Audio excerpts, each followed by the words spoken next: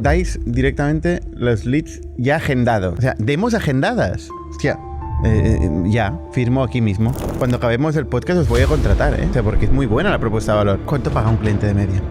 Más o menos unos $6.000, $7.000. Estamos haciendo mucho énfasis en que no están en LinkedIn. La razón es porque la mayoría de bases de datos, al final lo que están haciendo es coger todo LinkedIn y estructurar LinkedIn. Pero el otro día, un cliente nuestro vendió a una empresa que tenía más de 1.000 millones de facturación y no tenían a ninguna persona en LinkedIn. Y ahora estamos diciendo que el año 2025 necesitamos un agente para scrapear todas estas fuentes de información y estructurar los datos otra vez.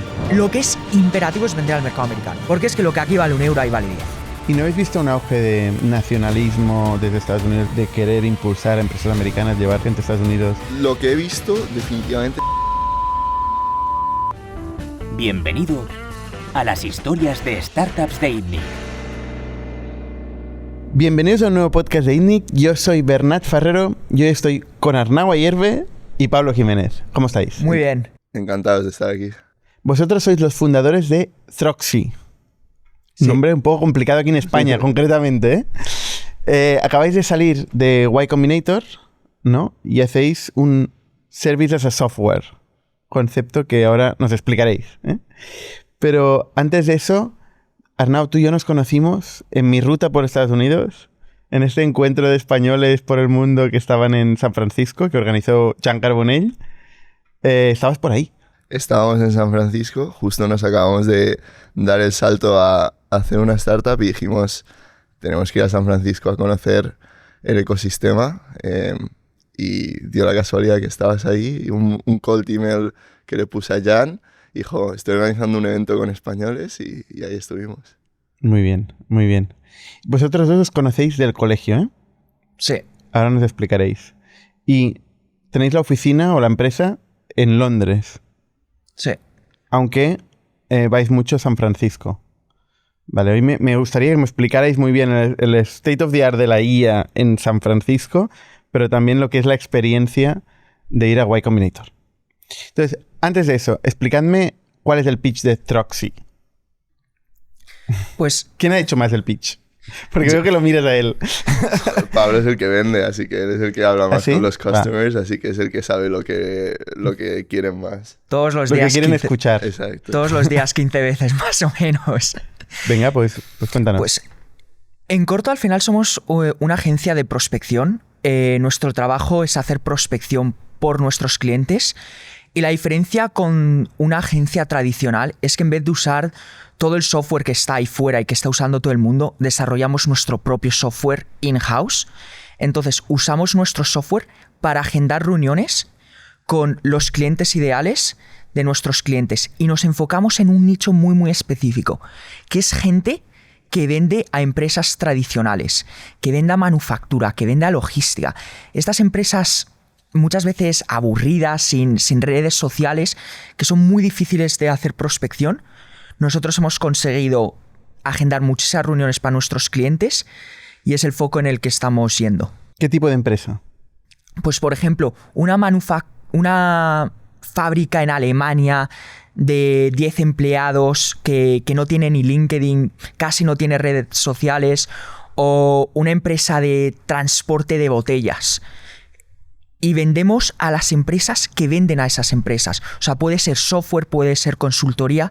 Lo importante es que el cliente final sea esas empresas tradicionales, sin presencia online, que es muy difícil de encontrar, pero que existen. Vale, y si son muy difíciles de encontrar y no tienen LinkedIn, ¿cómo lo hacéis vosotros? Este podcast es posible gracias a nuestros amigos del Santander. Y es que si estás empezando un negocio, qué mejor que empezarlo con buen pie. Santander te ofrece una cuenta de negocios, un TPV y un servicio de gestoría con Legalitas a 0 euros los primeros 3 meses. Y esto aplica a los que están empezando, pero también a los que ya tienen empresa. Gracias, Santander, por hacer posible este podcast y por apoyar a tantos emprendedores como nosotros. Y si queréis saber más de su cuenta de negocios para emprendedores, clicad en el enlace de la descripción. Aquí es donde está nuestro insight, que es que realmente con IA y con agentes que están navegando la web, se puede coger todos estos datos no estructurados y estructurarlos con agentes. Y nosotros es lo que hacemos, es nuestro secret sauce, es realmente crawl toda esta información de la web y estructurarla en una base de datos propietaria que tenemos nosotros, de fábricas, de empresas de logística. Y cuando nos viene un cliente nuevo y no tenemos esos datos, nosotros tenemos un equipo de ingenieros, de Forward Deployed Engineers, que van y escriben código para encontrar estos datos y ya tenerlos nosotros para el siguiente cliente que venga. Y son datos que nos gusta llamarlos así como un poco vírgenes y son buenísimos porque no están siendo spameados constantemente day in, day out por otras bases de datos que son de LinkedIn o así. Porque al final las agencias tradicionales pues a lo mejor se conectan a una base de datos, pues muchos equipos de ventas conocen a Apollo, ZoomInfo, pero al final estas personas que están ahí están siendo contactadas todos los días por las mismas personas. Uh-huh. Mientras que nosotros hay veces que encontramos emails que no tiene nadie. Contactos que no han sido contactados nunca. ¿Cómo? O sea, no me está quedando claro. Dices, en la web. O sea, ¿en la web dónde? Porque, sí. O sea, las empresas de información tradicionales son, ¿qué? Los de Experience, ¿no? Ese tipo de grandes monstruos que son empresas de data que crawlean normalmente los registros públicos. En Europa es muy común los registros mercantiles de los países donde forzosamente todos los negocios tienen que darse de alta. Te doy un ejemplo muy específico. Por ejemplo, el taller de aquí abajo, de Poplano, probablemente no tenga una página de LinkedIn porque sus clientes no están en LinkedIn, pero va a tener una página de internet, va a tener su tallerpoplano.es y va a tener un contáctanos o una about us page sobre nosotros. Y ahí va a tener contacto del propietario, de su correo, de su teléfono, si le quieres llamar, para hacer una reserva. Entonces, lo que nosotros hacemos es, vale, ves a la página del taller y encuentra la página sobre nosotros, o la página de carreras, o de trabaja con nosotros. Y entonces la gente va, coge ese contenido y dice, vale, aquí hay datos de contacto. Los voy, los cojo, los meto a la base de datos. Si no hay datos de contacto en esta página, voy a intentar encontrar la página donde haya datos de contacto. Y cuando te pones a indagar, esto pasa en muchísimos mercados, en muchas empresas de logística, en muchas fábricas de manufactura en Europa, en Estados Unidos, porque su cliente tradicional no está en LinkedIn. Entonces ellos no están en LinkedIn, en los registros públicos de empresas de los que hablabas no hay información, apenas hay información, pero en cambio la página web... Bueno, hay información del propietario. Del propietario, pero no sobre el resto de, por ejemplo, el jefe de ventas o el jefe de recursos humanos, que sí que suele estar. En el taller de aquí del Poblano, no sé yo.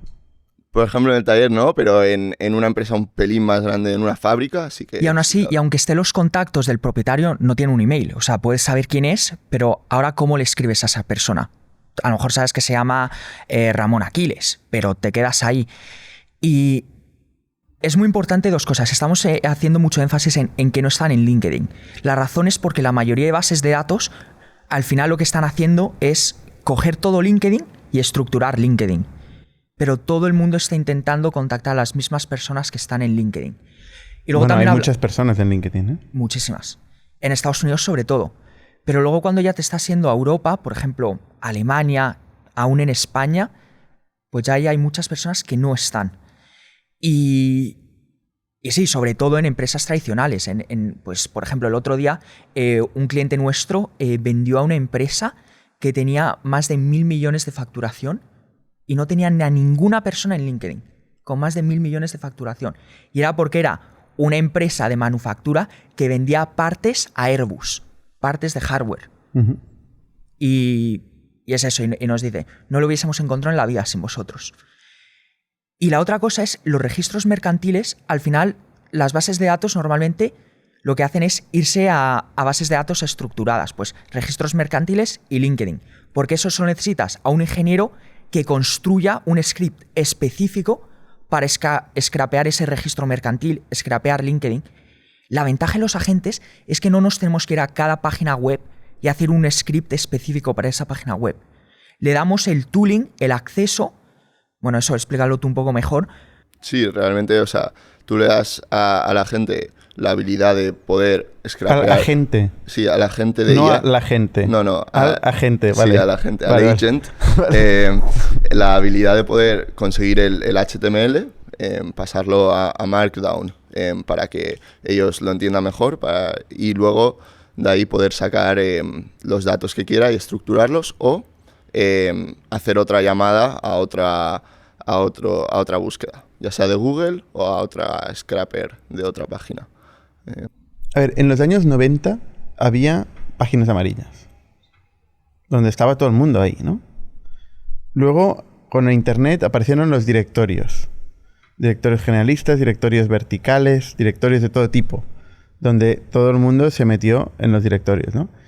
Y ahora estamos diciendo que en el año 2025 necesitamos un agente para scrapear todas estas fuentes de información y estructurar los datos otra vez. Esto es porque al final, primero, los directorios están ahí, pero aún así mucha gente que vende a estas empresas, al final pues se puede conectar a 1 o 2 directorios, pero no te puedes conectar a los millones de datos que hay ahí. A lo mejor el email de la persona que está aquí en el taller no está en un directorio, pero está en una página web de Facebook que subió para vender unos zapatos. A lo mejor está en otra página web porque fue un evento en 2008. Entonces, poder acceder a todos los datos, no solo al 80%, es lo que te da esa diferencia, porque es que esto es lo que la gente se olvida en ventas. Hacer el 80% no te va a dar el 80% de resultados. Necesitas, para conseguir ese 80% de resultados, a lo mejor está en el percentil 99. Vale. Y has hablado de Facebook. ¿Podéis scrapear Facebook? Sí. La cara de Arnau, esto ha sido muy bueno. Es muy típico de founders. El que vende dice ¡sí! Y el técnico dice ¡oh! Es un cat and mouse game, o sea, scrapear Facebook, scrapear LinkedIn, o sea, realmente poder se puede. No es lo que nos gusta construir el negocio en base a otra plataforma. Pero... Tiene un riesgo. Claro, exactamente. Tiene un riesgo muy grande de plataforma, ¿no? Justamente en LinkedIn ahora lo que está pasando, han baneado a la mayoría de extensiones que se conectan a LinkedIn, les han mandado cease and desist para parar esas actividades, y LinkedIn está atacando mucho a todas las extensiones que scrapean, y sobre todo que scrapean el LinkedIn interno, porque el LinkedIn, cuando tú estás logged in, es un pelín distinto que el LinkedIn externo, el que puedes acceder, por ejemplo, en incógnito. Y scrapear el incógnito, al final LinkedIn no te puede parar. Tú tienes derecho a scrapear datos públicos. Pero el interno es el que muchas plataformas han estado scrapeando, y LinkedIn, pues, por ejemplo, ha baneado a muchísimas cuentas.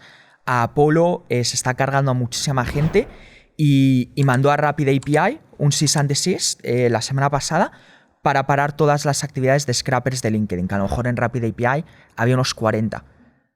O sea, de la noche a la mañana LinkedIn ha decidido cargarse todas las empresas que estaban construyendo encima de ellas y no tiene alternativa. O sea, eso es su empresa acabada. O sea, por eso nosotros mismos creemos en construir fuera de ahí, y nuestra base es, o sea, el acceso público. Y volviendo un poco a lo que estábamos comentando antes, los datos de contacto es solo como la base. Realmente también hacemos mucho énfasis en calificar esas empresas y esos datos que conseguimos a través de nuestros agents, poder decir, vale, esta empresa es calificada para lo que yo estoy buscando o no. Que ahí es incluso donde se ahorra más tiempo que no con los datos de contacto. Porque para ser más específicos, pues hablas de los años 90. En los años 90 todo el mundo tenía datos de contacto. Pero ¿qué tenía que hacer alguien? Tenías que ir a la página web del taller y ver, yo puedo vender a este cliente está en mi ICP, está en mis clientes ideales. Pues, por ejemplo, digamos que vendes a talleres. No vas a vender a todos los talleres normalmente. Pues a lo mejor tienes que vender a un taller que tenga mínimo 5 localizaciones. Pues ¿qué tiene que hacer la persona de ventas? Irte al taller y ver, ¿este taller tiene 5 localizaciones o no? ¿Este taller tiene presencia en Alemania o no? ¿Este taller usa piezas de Volkswagen? Me lo estoy inventando. Pues cada servicio o va a tener un criterio muy específico de lo que hace su cliente ideal. Y antes tenía que ser un humano que está manualmente verificando. o lo que pasa de verdad, que no lo verificas y empiezas a mandar a todos los talleres.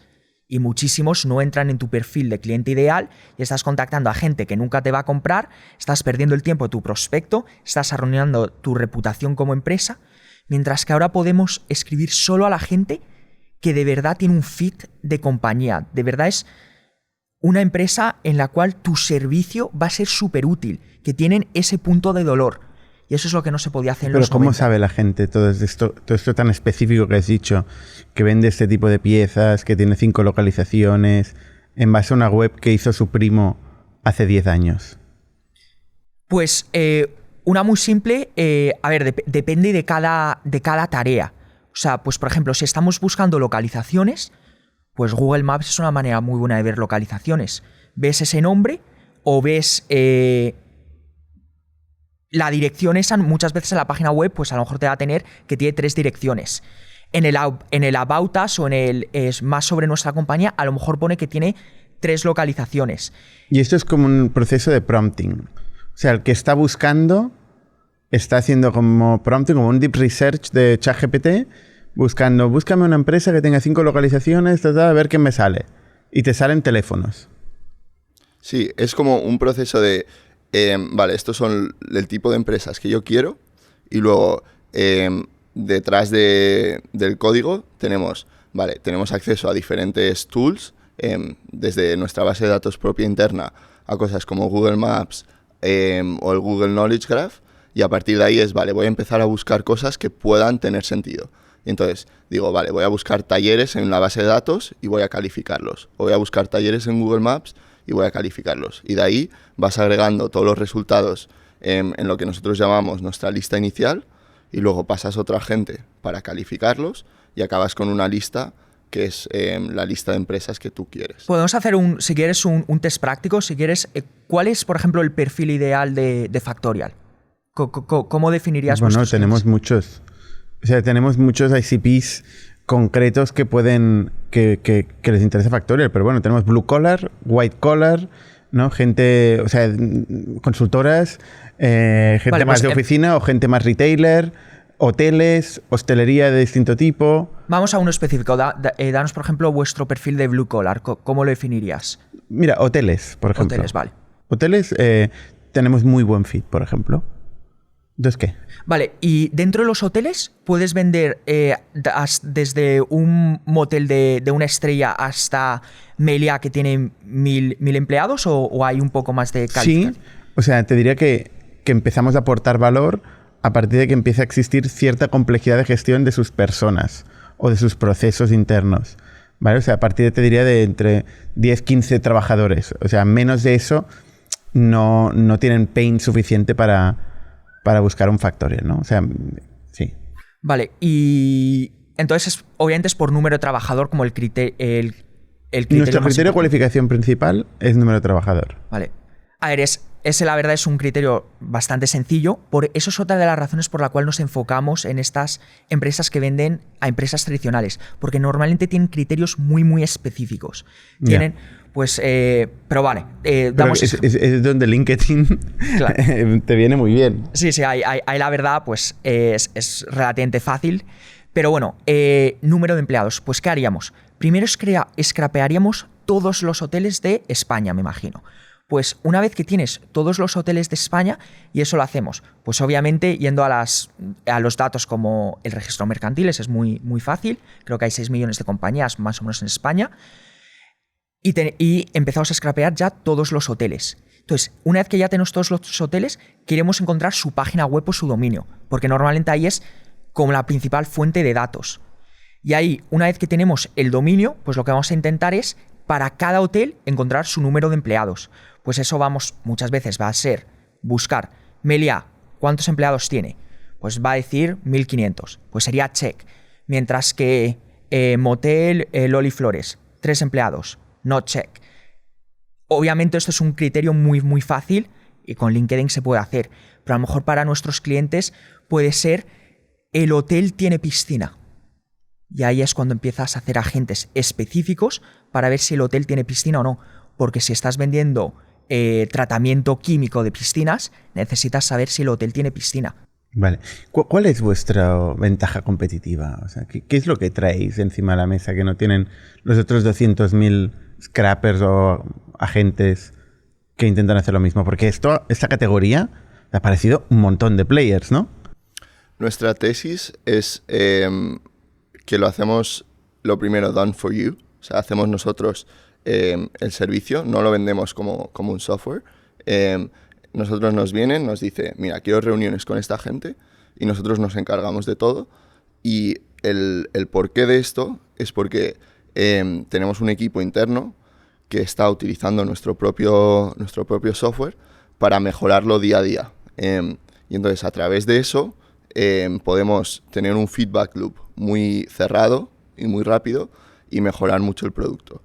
Y en cambio, ha habido otros players, otra gente en el mercado que sí, que prometen reuniones o que hacen cosas, pero luego realmente adaptarse a un nuevo software es súper complejo, porque tienes que decirle a tus empleados, vale, ahora utiliza este software, aprende a usarlo, pasa tiempo aquí iterando y tal. Dais directamente los leads ya agendados. Nuestros clientes... A los clientes. Os encargáis de la operación vosotros. Sí. Que esto, bueno, a escala veremos, ¿eh? ¿Cómo escala esto? A ver, una de las cosas importantes para esto es, al final, un software, el mayor problema que tiene es que si no lo usa nadie, no sirve de nada. Mientras que nosotros, hay una cosa que garantizamos, que el software se está usando, porque nos encargamos nosotros. Tenemos 100%... Pagáis a gente para que use vuestro propio software, eso seguro, es una buena forma de garantizarlo. Entonces, así tiene retención y usage. No, totalmente.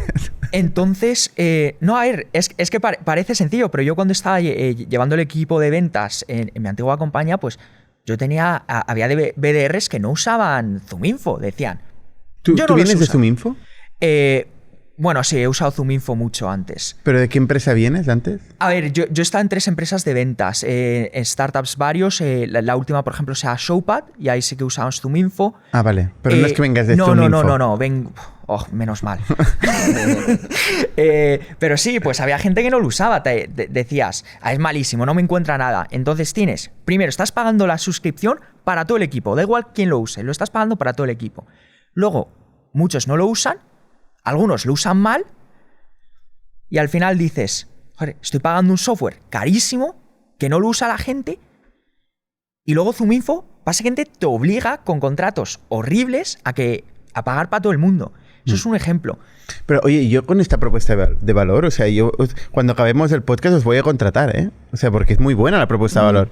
O sea, demos agendadas. Hostia, ya, firmo aquí mismo. Ajá. Pero es easier said than done un poco, ¿no?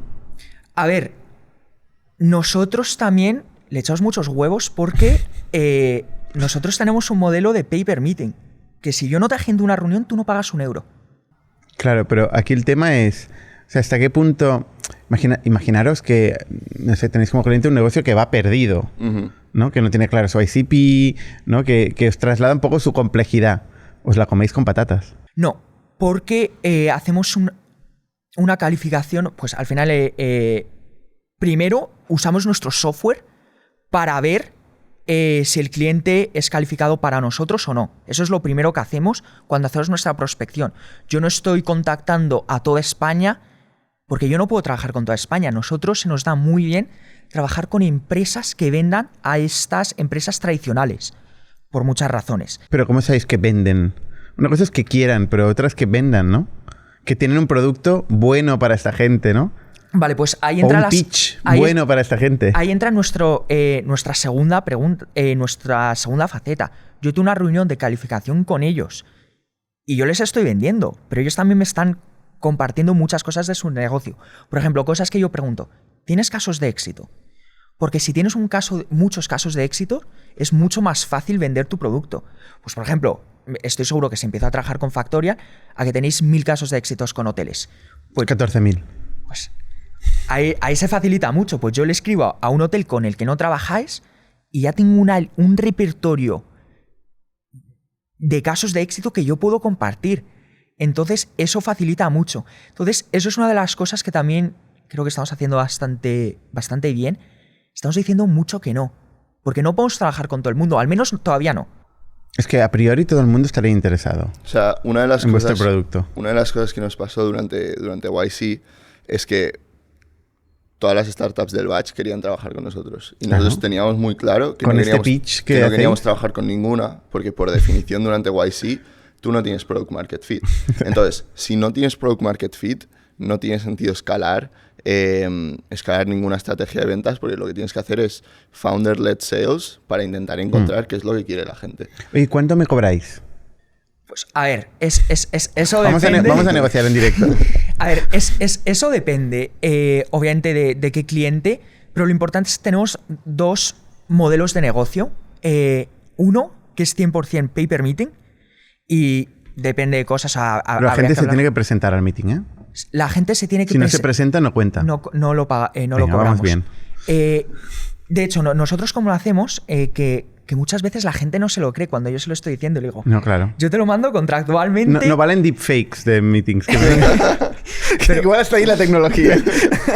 Una de las cosas que hacemos es, mira, yo te presento la oportunidad. Vale.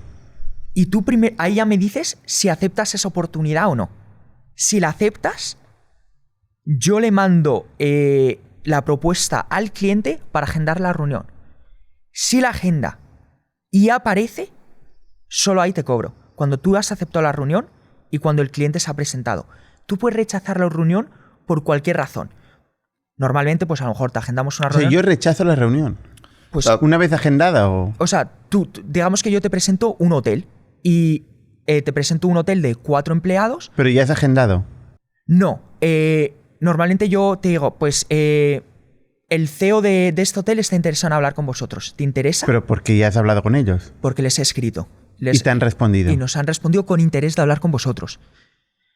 Entonces, una vez que tienes interés, yo ahí te presento la oportunidad. ¿Quieres hablar? Pero puede ser que yo diga sí y ellos luego no se presenten o no les interese. Sí, puede ser. Bueno, entonces me estás trasladando el problema que yo de per sí ya tengo de cualificar y... Entonces, si no se presenta, primero no te lo cobramos. Segundo, nos vamos a encargar nosotros de hacer ese seguimiento hasta que se presente. Si es una oportunidad que merece la pena, que normalmente si le estamos contactando, tiene interés y encima tú también quieres hablar, normalmente es que es una oportunidad que merece la pena. Entonces nos encargamos de hacer toda la prospección hasta que tú estés hablando ya con el cliente final, con tu prospecto ideal. Entonces nos encargamos de todo eso hasta que estés hablando con él. ¿Cuánto me cobráis? Pues entonces tenemos ese modelo de pay per meeting, más o menos unos 1.000 euros. Más o menos de 1.000 a 2.000. 1.000 euros aunque venda portaaviones o piruletas. Pues 1.000 esa euros. es una de las razones. No vendemos a gente que vende piruletas. Es que volviendo al tema de la calificación, normalmente nosotros trabajamos con gente que vende cosas de mínimo unos 20.000 euros por el contrato. Y esa es otra cosa, porque no tiene sentido hacer prospección si vas a vender piruletas. Pues una de las cosas que nos viene mucho inbound a la página web es gente que vende cosas de menos de 5.000 euros. Software barato, que no significa que no puedas hacer dinero. O sea, hay 1.000 maneras de crecer esos negocios. Tú ves 1.000 empresas en el IBEX 35 que están vendiendo cosas no tan caras. Pero la prospección no es para todo el mundo. La prospección normalmente es para B2B, o sea, que vendes a otras empresas. Tienes un ticket de mínimo 10.000 euros, mínimo. Normalmente tienes una oferta específica. Si tienes, mira, por ejemplo, consultoría, normalmente es bastante difícil conseguir reuniones, porque yo hablo a veces con consultores y no dudo que tengan una propuesta de valor interesante, pero cuando me la cuentan le digo, ¿pero tú qué haces? Y me dicen, yo ayudo a las empresas. No, es que me dicen eso. Y yo digo, lo que tú quieras, yo no le puedo decir a alguien, yo te voy a vender lo que tú quieras. Dame algo específico. Y ahí, por ejemplo, Factorial sí que tiene una oferta específica. Ayudáis con X, Y. Entonces, yo eso lo puedo decir en 50 palabras. Mientras que consultoría... Oye, cuando salgamos de aquí os presentaré a nuestra persona de Revenue Ops y le hacéis el pitch. Igual salís con una venta. Realmente, como planteamos nosotros, nuestra estrategia es, queremos que los SDRs hagan trabajo de mayor leverage y moverlos más dentro del funnel, y para que los incentivos estén alineados, el modelo de pay per meeting es lo mejor, porque a nosotros nos permite tener todo el upside de si estamos trabajando muy bien con una empresa, poder tener mucho revenue, y si no estamos trabajando bien con una empresa, no deberíamos llevarnos dinero. Y esos incentivos alineados nos permiten cada día mejorar y estar ahí muy, muy dentro. Pero ojo, no todo el mundo quiere el modelo pay per meeting. Es una cosa que a veces a mí me sorprende. Hay mucha gente que dice, no, yo prefiero pagar una cuota fija, sé exactamente lo que voy a pagar cada mes y sí, obviamente hay meses que se agendan muchas más reuniones que otros y pagan siempre lo mismo. Sobre todo a las empresas más grandes les interesa más este modelo. Quieren tener un budget alocado ahí y dicen, este es el budget que tengo y prefiero meterlo ahí.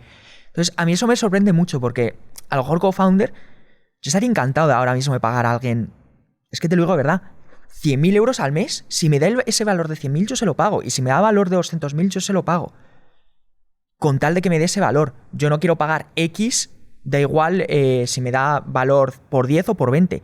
Yo quiero siempre que los incentivos estén alineados. Por eso nuestros trabajadores tienen comisiones muy buenas. Cuando yo compro software siempre intento que haya ese alineamiento de incentivos. Pero sí es algo que siempre me sorprende. Sobre todo en España muchas compañías quieren ese modelo fijo. ¿Cuántos clientes tenéis? Si os está gustando este contenido y queréis que sigamos cada semana buscando casos de negocio relevantes y noticias de actualidad, por favor, dadle al botón de subscribe y al like. Muchísimas gracias. ¿Unos 35 ahora mismo? ¿De qué tipo? La mayoría están en San Francisco, en Estados Unidos, la gran mayoría. Los que están en Europa, digamos que el 50% son alemanes o suizos, porque ahí hay una concentración muy grande de empresas haciendo software para manufactura. Muchos venden a Estados Unidos, esa es otra. Aún tenemos muchos clientes fuera de Estados Unidos, pero que venden a Estados Unidos. Y ahí volviendo un poco más al tema, ¿cuándo la prospección tiene sentido? Cuando tus contratos son altos. ¿Dónde los contratos son más altos? En Estados Unidos.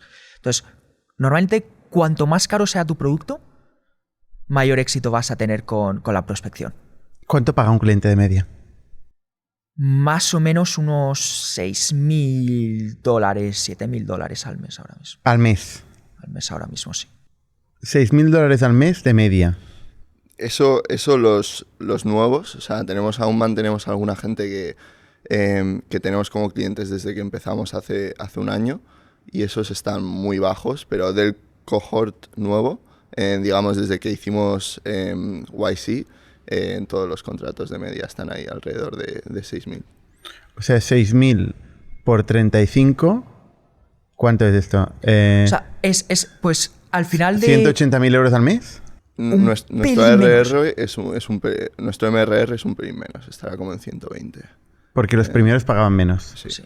Pero no es ARR, porque es transaccional, ¿no? O sea, ¿cuánta gente paga cuota fija versus...? Al final, pues eso es una de las cosas que a los inversores les costaba tener ese recurring revenue. Decían, ya, pero es que como es pay per meeting no lo es. Pero tú le enseñabas 6 meses que te pagan todos los meses eso o más y le dices, joder, si esto no es recurrente, dime tú.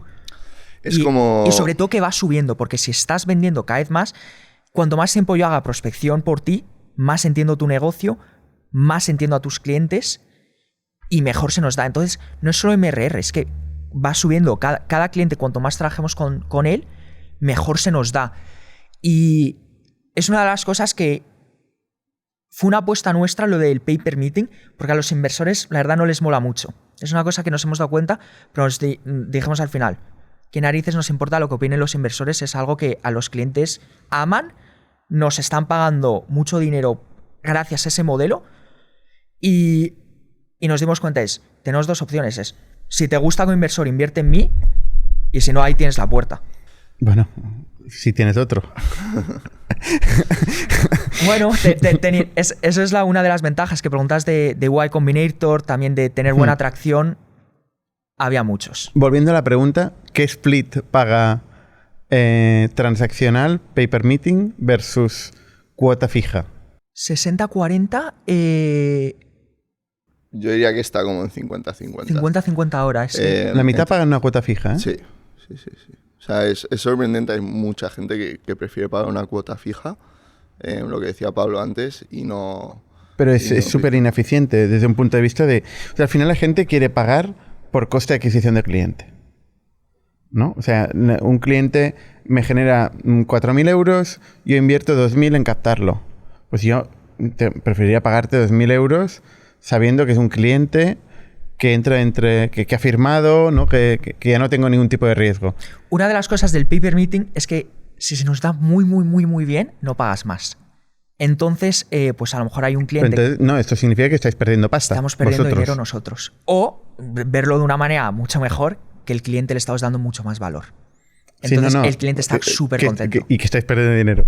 O sea, si está claro sus economics, que se gastan 2.000 euros en captar un cliente y vosotros lo estáis haciendo por 200 euros, el cliente marginal, estáis perdiendo dinero. Estamos perdiendo dinero, también estamos perdiendo riesgo, realmente. Porque hay clientes donde a veces, sobre todo hace un par de meses, donde teníamos dudas si este cliente va a funcionar o no, porque igual es nuestro primer cliente que vende a este tipo de negocios, y decimos, mira, pues a ti solo te voy a ofrecer una cuota fija porque no lo tengo claro. Y se lo dices así, claro. Y yo se lo decía así, le decía, mira, no sé si esto va a funcionar para ti, y yo le explicaba, estas son las cosas que tienes a tu favor de tu oferta, y estas son las cosas que no. La más simple normalmente es por cuánto vendes tus servicios. Eso es una manera súper fácil de ver si la prospección tiene sentido para ti. Si vendes algo barato, es muy difícil que la prospección tenga sentido. Pero hay veces que los clientes dicen, mira, he levantado 3 millones, quiero que me testes esta vertical, el Paper Meeting o 6.000 euros. Claro, pero fíjate, igual. El test no es un negocio largoplacista. O sea, y eso es un poco igual lo que decían los inversores, que no les encajaba el modelo de revenue o el modelo de negocio. Porque, claro, tú una cosa, pruébame este segmento que luego ya lo internalizo y ya lo hago yo. O sea, vuestra garantía a largo plazo, a diferencia de un software de gestión, pues nosotros, por ejemplo, gestionamos los procesos internos de una empresa. Y a priori, pues como más información tenemos de la empresa, más valor damos a la empresa, con lo cual... pues a priori no hay una razón, a no ser que la liemos, para que se vayan a otro software. Y por eso tenemos un churn bajísimo, ¿no? Pero los negocios que se dedican al marketing tech y sobre todo sales tech tienen una componente más oportunística, porque tú no puedes garantizar que tú encuentras una mina, sacas petróleo y que sigue sacando petróleo siempre de ahí, ¿no? La venta siempre tiene un elemento oportunístico, siempre tienes que hacer nuevas cosas si quieres seguir creciendo. Y entonces, hoy eres tú, mañana es otro. Y esa es la importancia de tener siempre el go-to-market alfa. Siempre tenemos que ser los que estamos más pioneros en todo lo que hacemos. En todo. La prospección que hacemos nosotros tiene que ser excelente. Siempre. Siempre. Y nueva, cada mes. Nuevas ideas. Pero esa es la ventaja de la IA. Y eso es lo que también, que me preguntabas, ¿cuál es la diferencia de los 90 y ahora? Ahora el ciclo de iteración es bestial. O sea, nosotros podemos coger un cliente y estar lanzando 50 hipótesis de ventas distintas para ver qué funciona y qué no. Por cada cliente. Y eso solo se puede hacer cuando tienes pues, agentes de IA calificando, agentes de IA escribiendo emails, agentes de IA haciendo toda esa iteración, porque antes a lo mejor en un equipo de ventas de 10 SDRs te testeaban 3 o 4 hipótesis, lento, no tenían los datos... Y ahora el ciclo de iteración es así, súper corto, puedes ver exactamente qué funciona y qué no, y sobre todo a quién le está funcionando y a quién no. Y eso tenemos que mantener ese go-to-market alfa, esa ventaja competitiva todo el rato y para cada cliente. Y te diría más, o sea, la tesis de tener todo esto nosotros in-house, en vez de tener un usuario usándolo, es que podemos tener todos estos datos y decir, vale, para este cliente específico voy a analizar las 1000 respuestas de correo que he tenido esta semana, aunque no hayan sido positivas. Vale, ¿quién me está respondiendo? ¿Me están respondiendo los propietarios? ¿Me está respondiendo más el jefe de recursos humanos? ¿O quién es el que me está contestando? ¿Y qué me están diciendo? ¿Me están diciendo que no les interesa? ¿Me están diciendo que tengo que escribir a otra persona? Y utilizar todos esos datos para que las campañas de la semana que viene sean más eficientes. Y el tener esos datos nosotros y poder iterar cada semana es lo que nos hace mejores. ¿Y vais a sectores como manufactura? Porque son los únicos a día de hoy que responden todavía al mail y el teléfono, ¿no? Porque todos los otros sectores... Pues, o sea, yo mi mail y teléfono no sirve para nada ya. Pues... Y con los agentes, dentro de poco, ya es poner a un agente a responder a los agentes. Pues... Te voy a contar una anécdota antes de responderte esa pregunta. Yo uso Superhuman, que es un software para clasificar mis emails. Que ahora es Grammarly. Que, bueno, justo, sí, que a ver lo que pasa. Pero cuando subimos el launch a Y Combinator, me empezó a escribir todo el mundo. Quiero hablar contigo. Y Superhuman me estaba detectando gente que quería comprar Throxy como que me estaba vendiendo a mí. Me lo clasificaba como pitch y me lo tiró a la basura. Y yo ahí me quedé, joder, si yo esto lo llego a tener en autopilot, pierdo muchísimo negocio. Entonces, ahí te das cuenta también la importancia de que tienes que hacerla ya bien. Porque Superhuman me está diciendo, este tío te está intentando vender, y no, me está intentando comprar. Yo, en plan, me quedé loco. Esa fue la primera. Y la segunda es, los primeros usuarios de Throxy somos nosotros. Nosotros usamos Throxy para hacer prospección. O sea, un canal importantísimo de adquisición de clientes nuestro es usar Throxy. Entonces, a mí mucha gente me dice, pero esto funciona, yo nunca respondo el email. Y lo que me hace gracia es que muchas veces me lo dice gente que me acaba de responder un email y agenda una call conmigo. Digo, ¿cómo que no respondes el email si me lo has respondido a mí? Pero sí, una cosa que sí que tienes razón es, en manufactura la gente responde más, en logística la gente responde más, son canales menos saturados, son emails que encuentran menos gente, entonces le escriben menos gente. Y sí, creo que es una combinación, pero al final, normalmente, para la mayoría de empresas, el cold email sigue siendo un canal de adquisición buenísimo, barato, súper eficiente, y a lo mejor no es tu canal principal, pero no es un canal que tienes que tirar a la basura.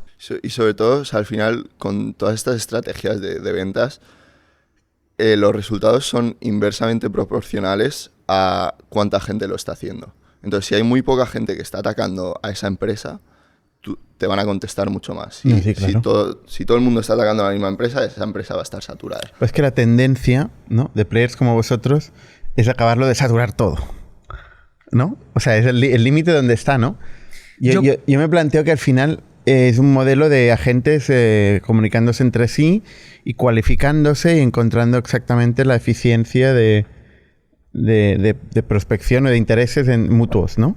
No, estoy de acuerdo en eso, y por eso ahí volviendo a la importancia de tenemos que ser los mejores en la prospección, y sobre todo ya desde un punto de vista del usuario final, el usuario que recibe ese email, le tenemos que estar dando valor. No puede ser que estemos spameando a todo el mundo y enganchando a ver quién quiere escuchar, porque eso es un modelo muy cortoplacista.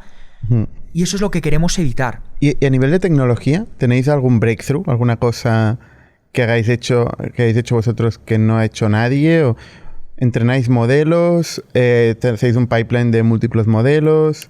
Creo que nosotros empezamos entrenando modelos porque ese era mi background, y nos dimos cuenta muy rápidamente que no es la manera de hacer las cosas. Digamos que nuestra ventaja competitiva es el pipeline que tenemos montado de escribir correos, de encontrar personas y volver a meter nuevas estrategias. Y eso es, al final, todas las aplicaciones de IA, de agentes, es el application layer de, ¿cómo consigues que todos estos modelos que tiene OpenAI, que tienen Anthropic, ponerlos a trabajar bien? Y para ponerlos a trabajar bien tienes que tener lo que se llaman tools, que son para que los agentes tengan acceso a las cosas que sean relevantes para tu aplicación y para luego poder usar todos esos datos que tienes tú. Y eso es lo que tenemos trabajando. ¿Qué modelos utilizáis? Ahora mismo, principalmente OpenAI y Claude. Realmente modelos pequeños son los que nos funcionan bien a nosotros porque hacemos esto... Más baratos. Exacto, y a una escala enorme. Entonces, nosotros nos dimos cuenta muy rápidamente que en vez de tener un agente que hiciera 5 criterios de calificación, era mucho mejor tener 5 agentes pequeños y que cada uno se encargara de hacer un criterio específico. Y eso es lo que tenemos, y como que hacemos ahí todo en paralelo con agentes pequeños que tienen una tarea específica y van y la completan. De los 6.000 euros de media que cobráis al mes, ¿qué parte es coste que va a OpenAI, a Claude? Muy bajo. Muy bueno. Hay veces que nos llega y le echo la bronca, o sea, no le puedo decir que tan bajo. Depende del día, ¿no? Nuestro OpenAI bill es bastante grande, pero realmente cuando lo repartes entre todos los clientes no suma tanto.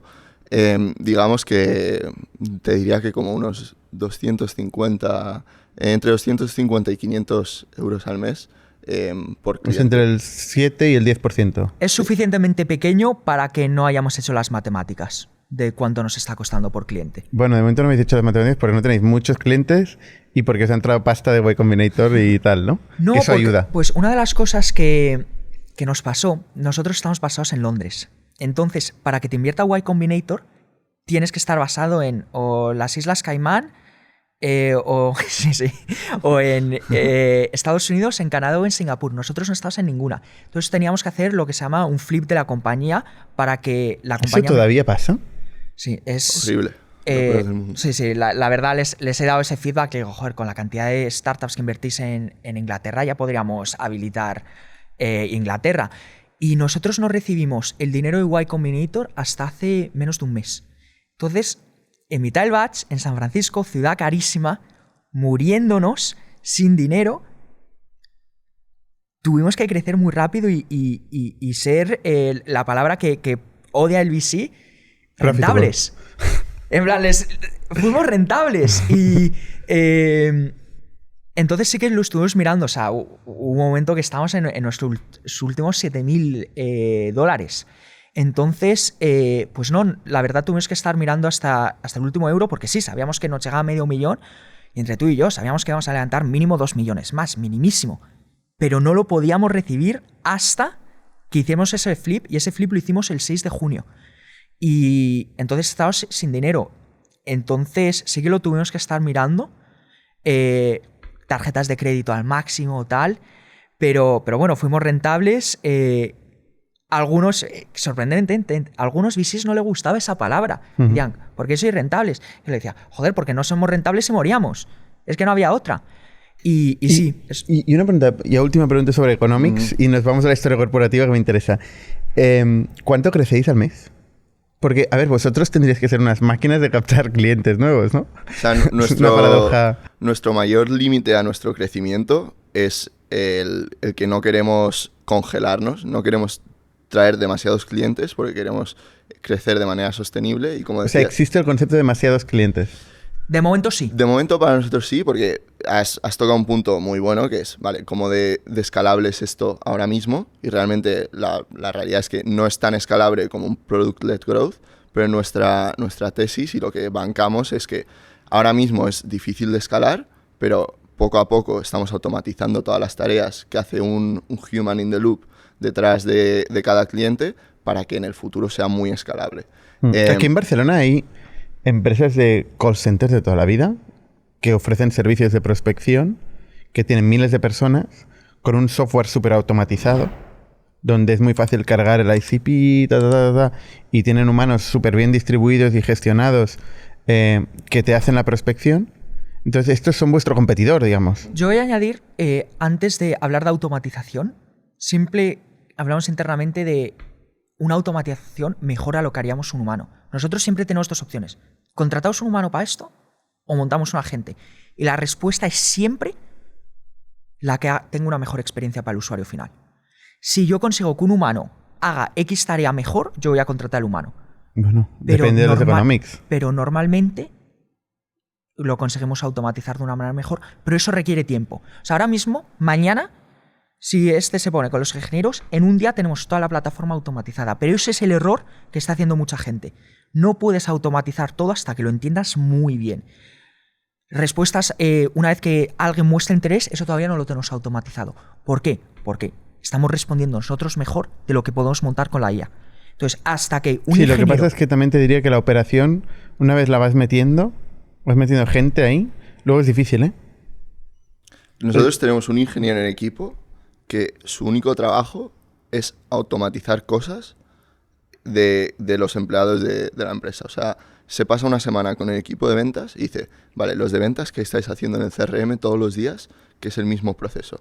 Y él no está en el equipo de ingeniería, no está en ningún equipo, está en Special Projects y su único trabajo es automatizar cosas de los empleados. ¿Cuántos ingenieros son en total? Ahora mismo somos 4. Y uno está automatizando los otros 3. Sí. O sea, realmente... ¿Y Forward Deployed cuántos son? Pues ahora vamos a ser 6. ¿Cómo? O sea, sois 4 ingenieros y 6 Forward Deployed Engineers. Estamos contratando ahora, entonces... Vale, ¿puedes explicar el concepto Forward Deployed? De que ventas es como, solo 2. es uno de estos conceptos que aparece de la nada y de golpe todo el mundo es Forward Deployed. Bueno, a ver, aparece de la nada, yo diría que lleva existiendo muchos años, porque Palantir lo lleva teniendo como 5 años o así, pero realmente como nosotros lo tenemos el concepto en Throxy, es una persona que se obsesiona por ese cliente y es como si estuviera trabajando para ese cliente específico. Pero es todo el mundo, habéis dicho. Todo el mundo es Forward Deployed.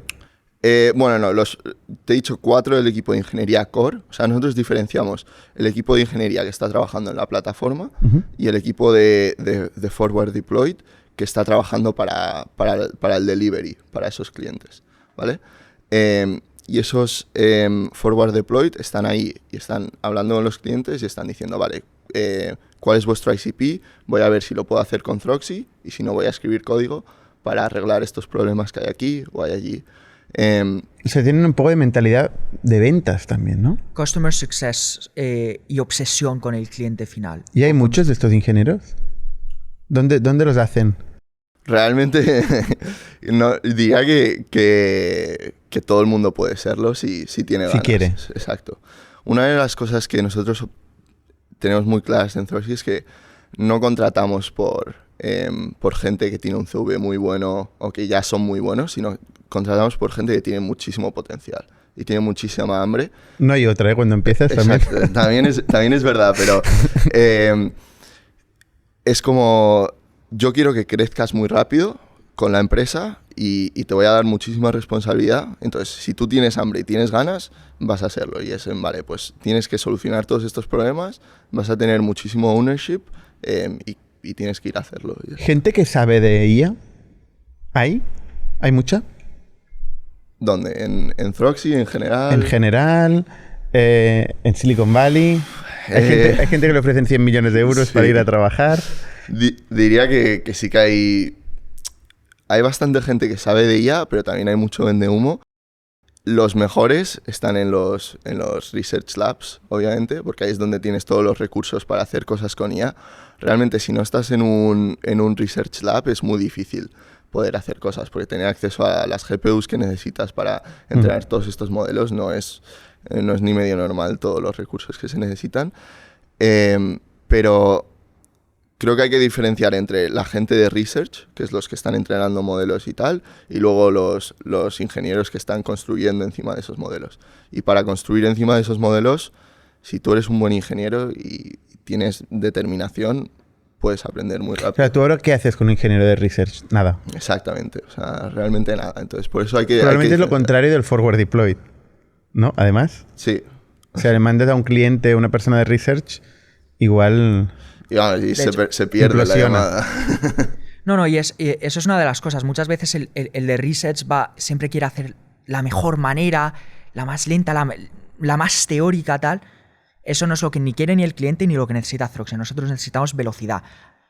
Que, bueno, el ejemplo claro es nosotros trabajamos con modelos de bajo coste. A mí me da igual que salga GPT-5 y que sea una barbaridad. Para muchas cosas, 4 mini o 4.1 mini es suficiente y no necesitamos más.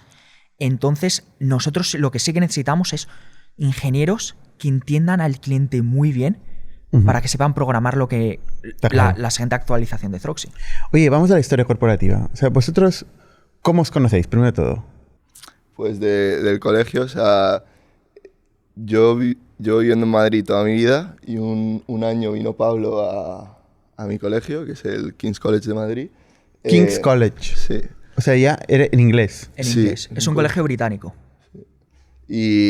¿Alguno de vuestros padres es británico? No. No, pero entendieron que el inglés era importante. Sí. O sea, mi padre, bueno, esto es un plan un poco derail, pero... Todavía está bien los derails.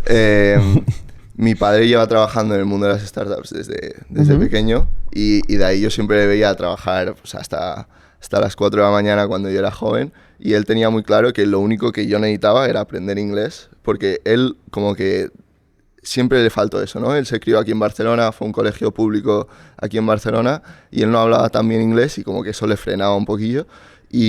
¿Pero qué haces de startups concretamente? Él ahora está en una empresa de un software de Risk. ¿De Risk? Sí, ha estado en Alien Ball, ha estado en Sage. Alien Ball es uno de los pioneros, digamos, de aquí de España, además de irse a San Francisco, ¿no? Y toda la historia. También estuvo en una que adquirió Datadog española, que se llamaba... ya no me acuerdo, una de ciberseguridad española que adquirió Datadog y tal. Pero bueno, una de las cosas que... ¿Ingeniero? No, él era ventas. O sea, él estudió ingeniería, pero lo que él a mí siempre me dijo de pequeño es cuando... porque él se crió en los... él es del 70. Cuando él salió de la universidad no había trabajo para ingenieros aquí en España. ¿No? Era mucho más pequeño que lo que hay ahora de desarrolladores. Eso seguro. Exacto.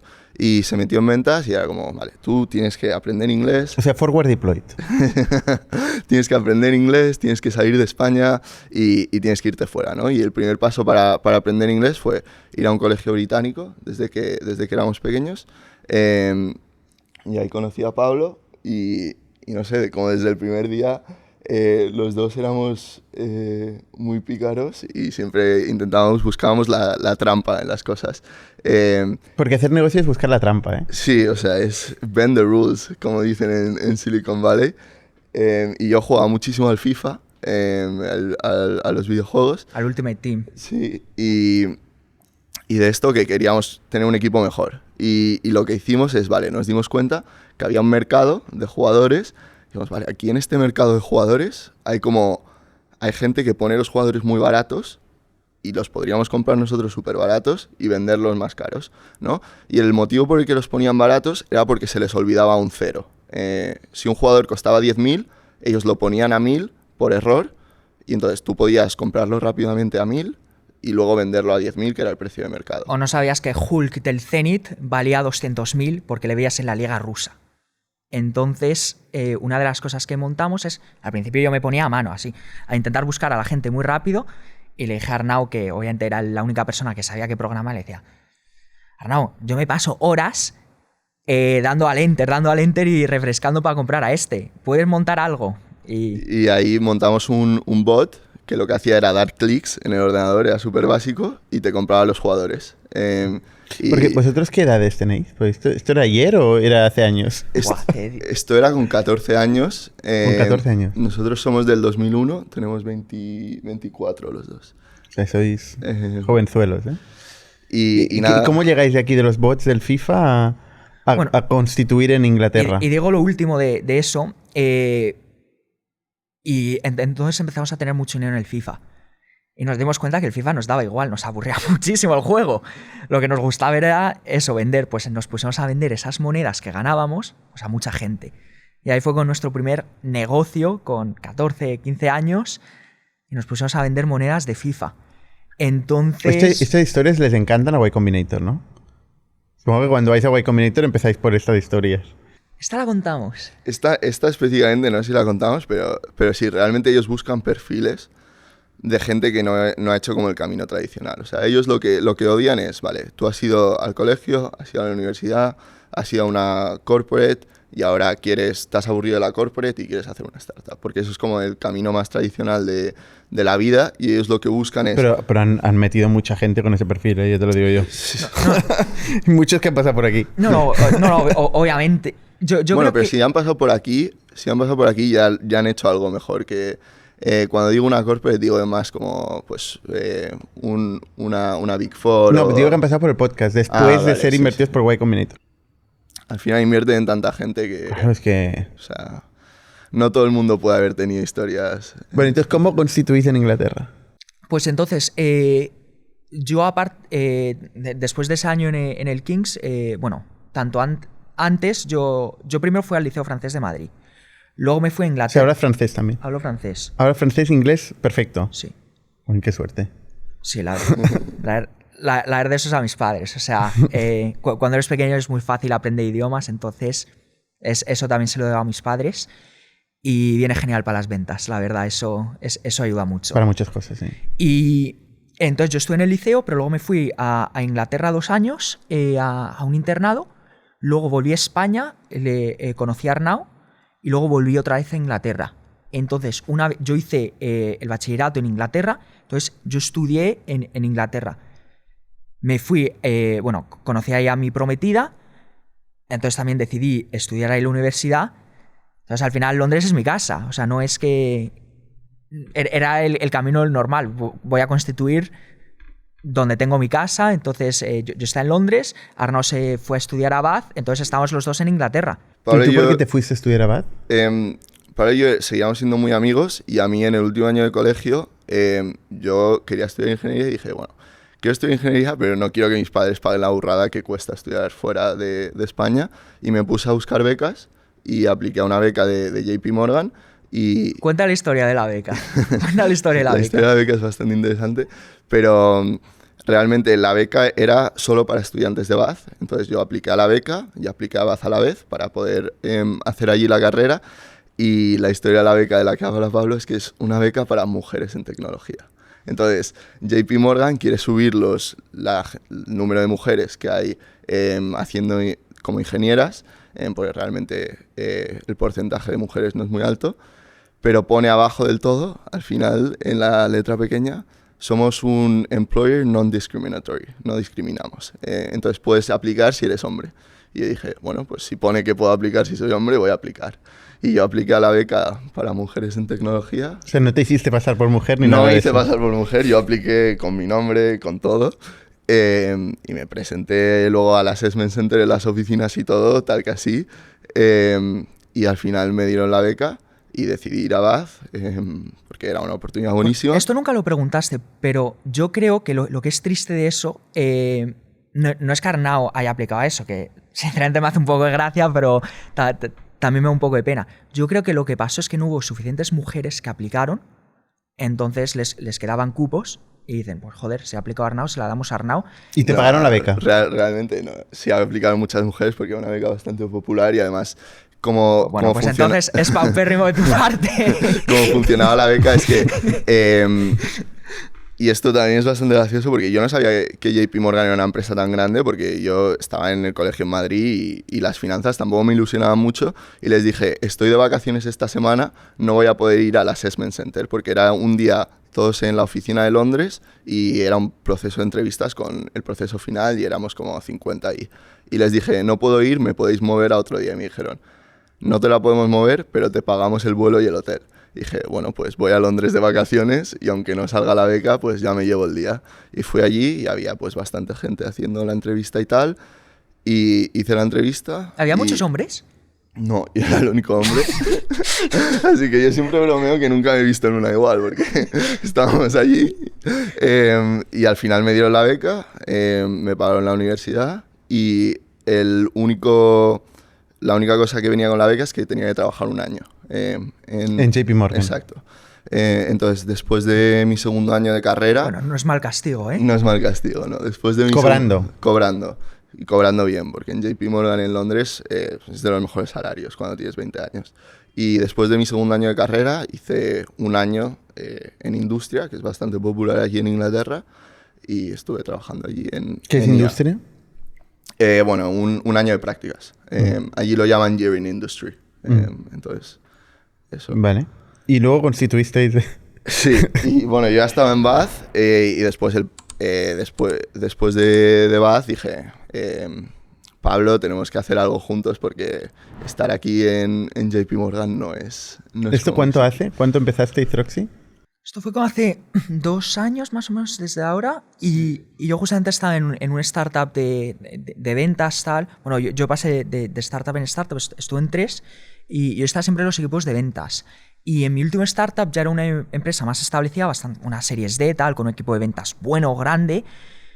Pero los problemas que sufría el día a día yo como SDR eran los mismos. ¿Tú eres de SDR? Yo fui SDR en 3 compañías.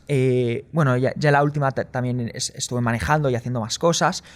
Pero los problemas que sentí en plan, esa prospección lenta, aburrida de ir a la página web, calificar, esas cosas que hay que hacer como SDR, y yo me quería morir, digo, pero es que tiene que haber una mejor manera, pero yo no tenía ni idea.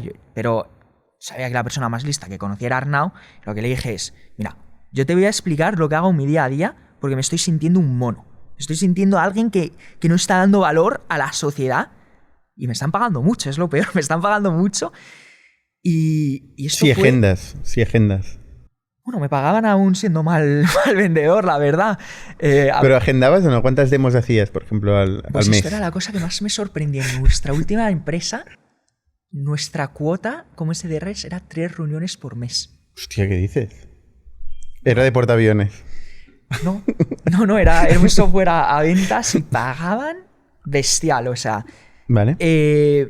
Y sí, pagaban... Esa es otra. Pagaban aunque fueses malo. Te pagaban muy bien, pero si fueses malo también te pagaban muy bien. Y ese es otro de los errores que hay en ventas. Pero bueno, eso para otro día.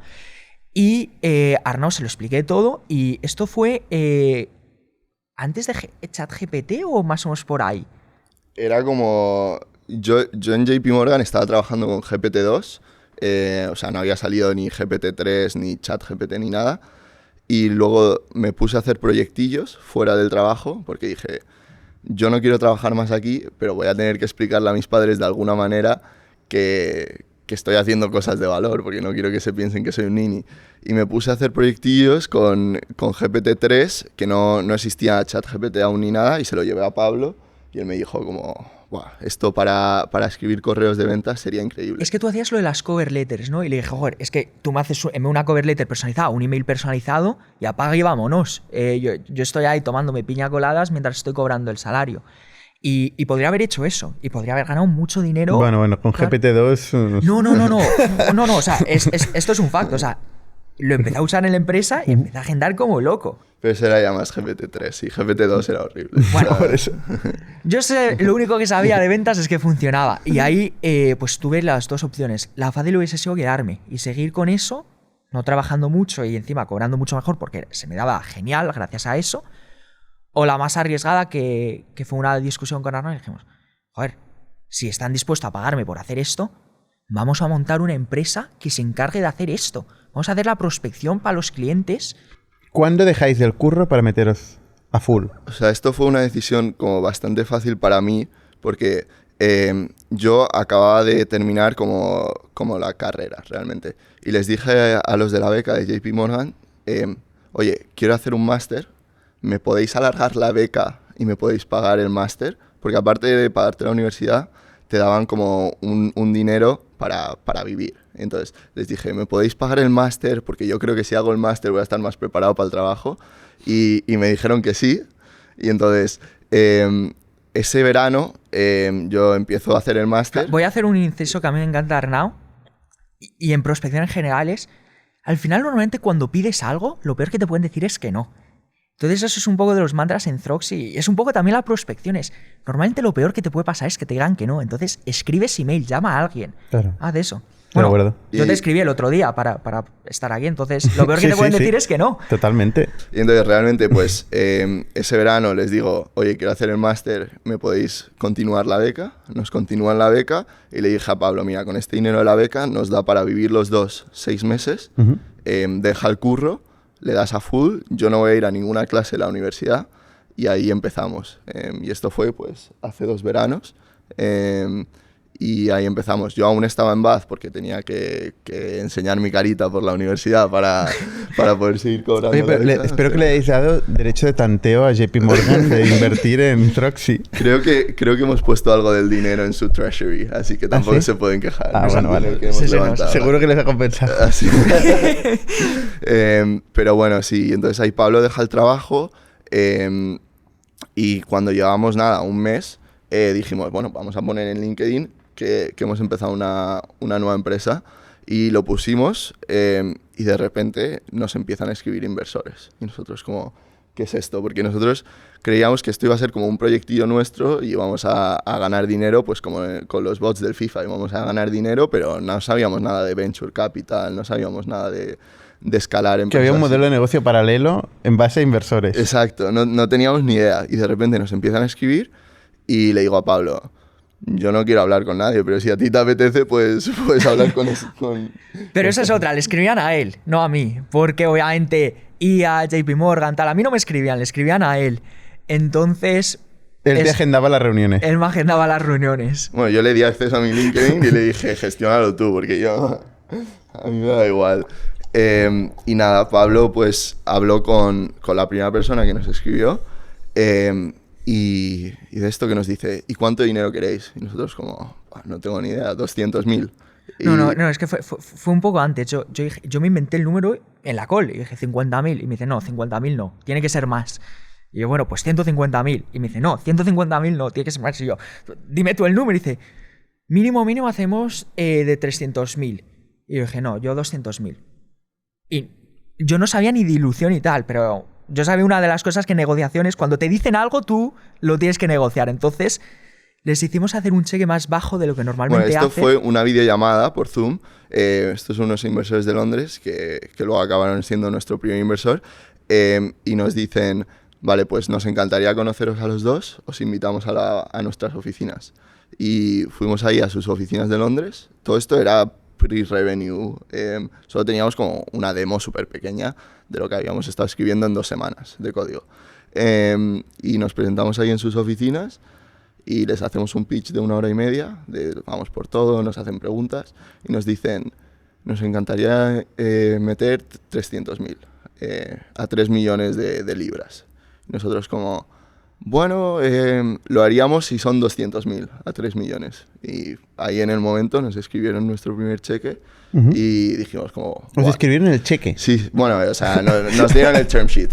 Vale. O sea, que es la expresión de Silicon Valley de they wrote our first check. Pero sí, ahí... Y en ese momento fue como, buah, esto ya es una empresa seria y realmente... O sea, no había empresa todavía. No habíais constituido. Creo que no habíamos constituido ni la empresa. No, tuvimos que constituir. Y es como, de repente te pega de que esto es como lo que tienes que hacer y como que te haces mayor en un instante, ¿sabes? Y nada, a partir de ahí ellos fueron súper hands-off y estuvimos... ¿Qué fondo es? Se llama Benrex, fueron uno de los primeros cheques en Revolut, así que han hecho mucha pasta de ahí. Y los siguientes 6 meses estuvimos como averiguando qué tenemos que hacer, qué no, haciendo muchos errores como first time founders. ¿Qué proporción del cap table tenéis? Como Pablo y yo... Los founders... Los founders como 60. 75%. Sí. No, pero entre vosotros. Pablo y yo 30. 30 cada uno. Vale, pero digo, cuando empezáis el primer día, sois 50-50. Sí. Sí. Ah, vale, sí, 50. Vale. Sí. Vale, Sí, vale. o sea, y eso es una de las cosas que todo el mundo nos decía, en plan de no lo hagas, tal. Lo bueno es que estuvimos 50-50 un mes, porque nos invirtieron rapidísimo. Claro. Entonces, pues sí, dimos más o menos el 6,67%, creo que es las mates.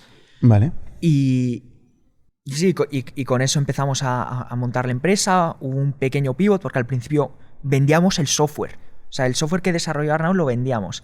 Y nos dimos cuenta en un punto que es que no merecía la pena vender el software, era mucho mejor. Bueno, un pelín más lento que de lo que nos hubiese gustado darnos cuenta de eso, pero cuando hicimos ese cambio de empezar ya a vender el servicio, usar nosotros nuestro propio software, ahí es cuando empezó el crecimiento rápido y ahí en parte es cuando también entramos un poco más tarde a Y Combinator, tal, cuando ya empezamos a tener una atracción bastante más seria.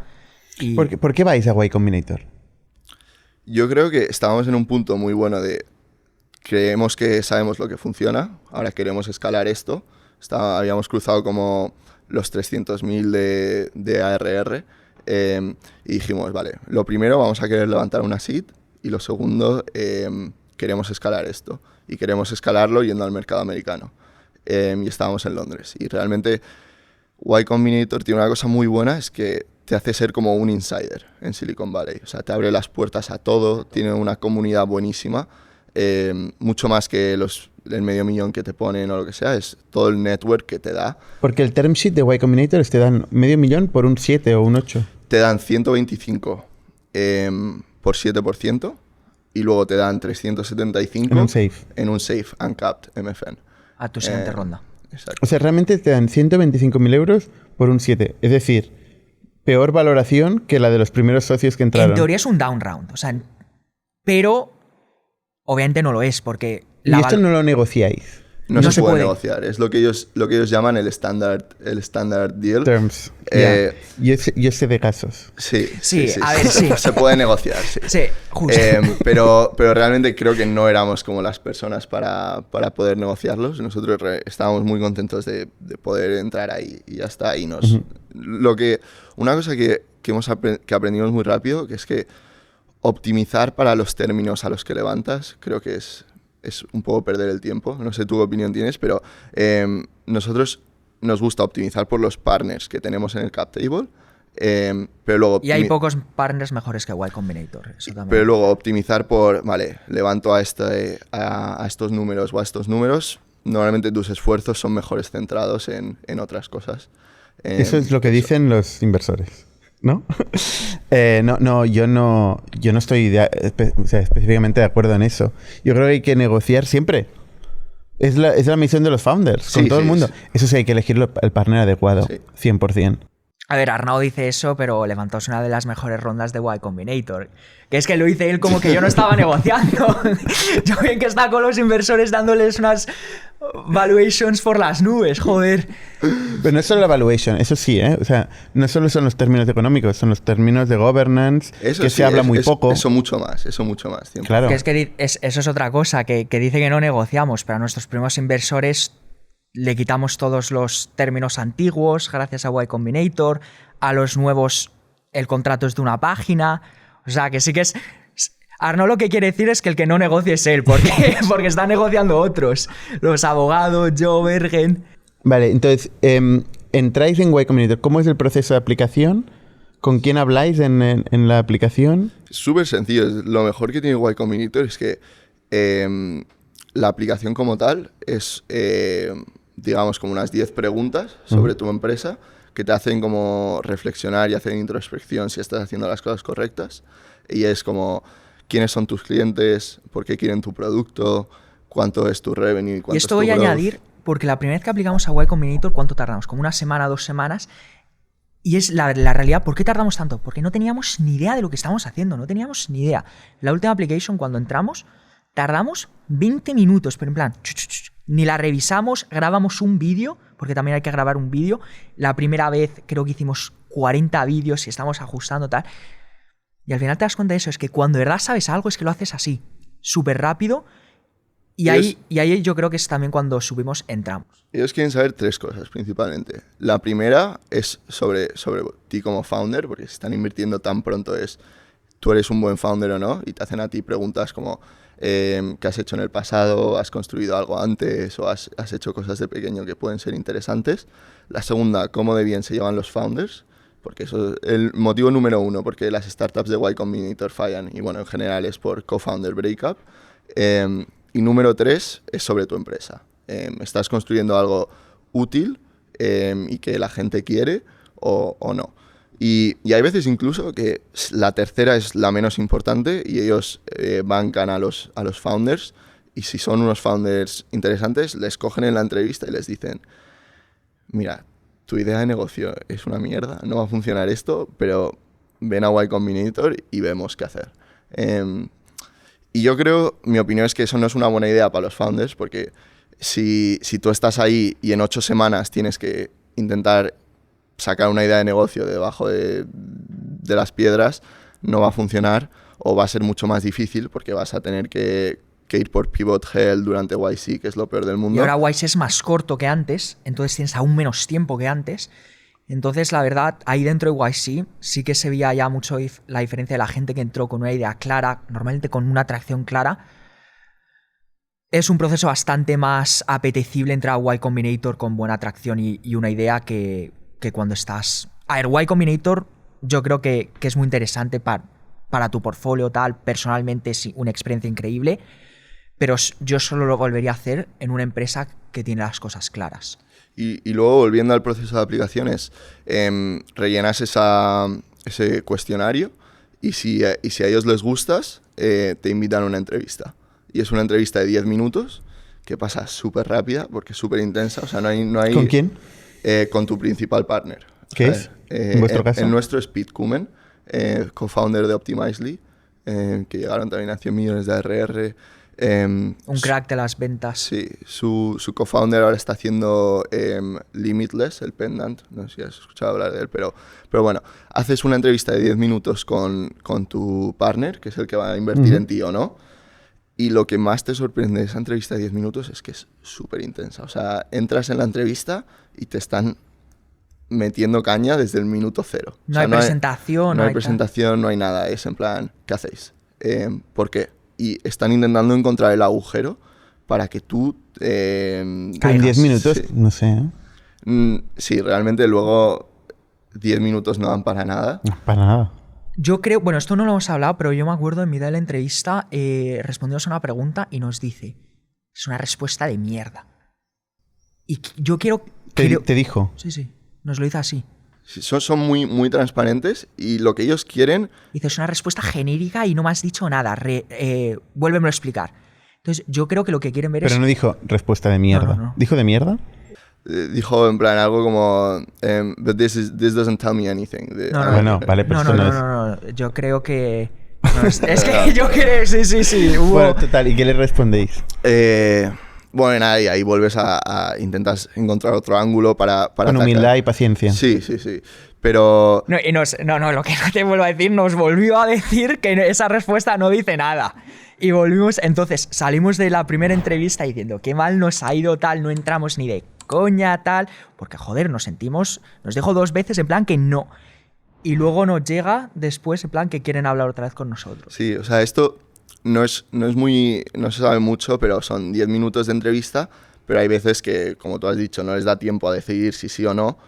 Pero hay veces que es muy claro en 10 minutos, vale, este founder le quiero meter dinero o este founder no le quiero meter dinero, pero hay un punto entre medias donde estos puede que sean buenos, pero no lo he entendido muy bien y nos invitaron a una entrevista de media hora.